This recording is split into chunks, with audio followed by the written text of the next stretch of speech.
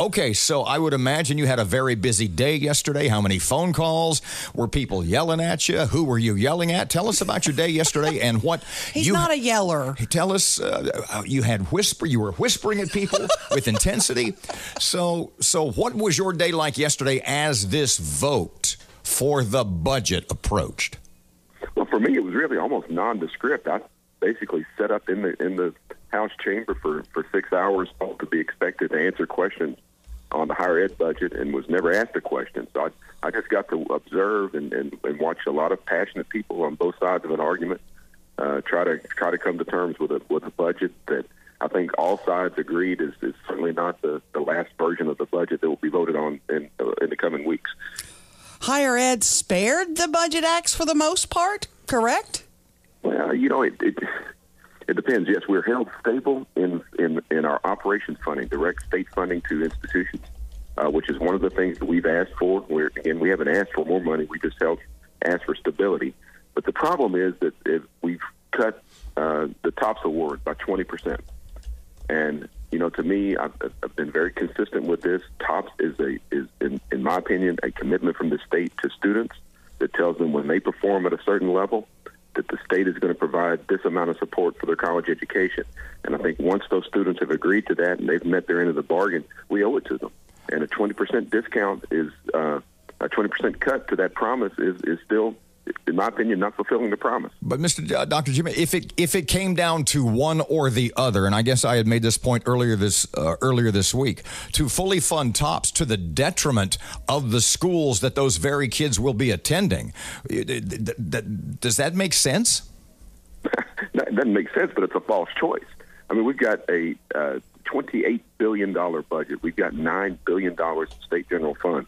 We have institutions that are funded at the lowest amount per student in the nation, and yet we still have to be able to fulfill the promise to students. But you can't it's not one or the other. You have to do both. You have to fulfill that commitment and just provide stable funding for institutions, again, at the lowest level in the South, the lowest level in the nation. So you must mean we've got to bring in new revenue, or we got to find other ways to cut? What's the answer?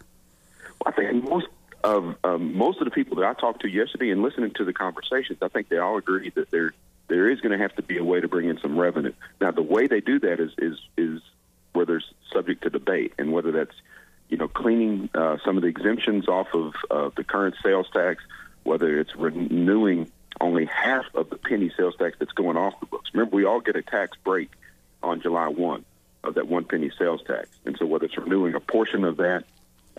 I think those are the things they're talking about. And at the end of the day, I think they're going to have to raise some amount of revenue. As I understand, the cuts to the healthcare side of the equation are really dramatic, and I just can't imagine them becoming reality. You obviously sat through it. You listened to it.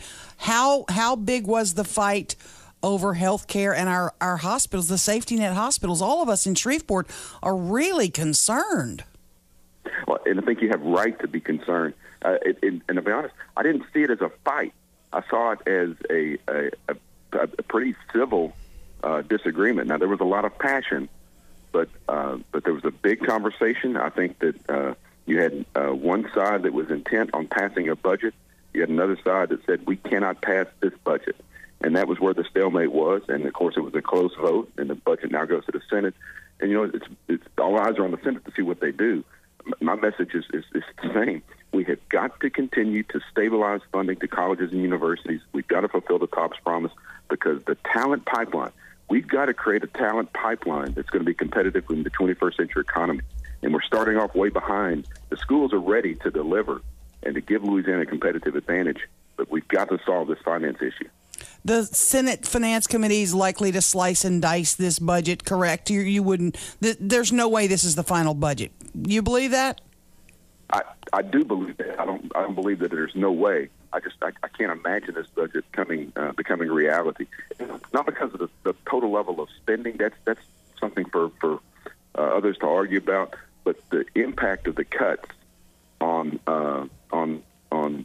those that need healthcare services in the state, and about schools, about graduate medical education, that sets us back a long way. They've got to find a solution to that.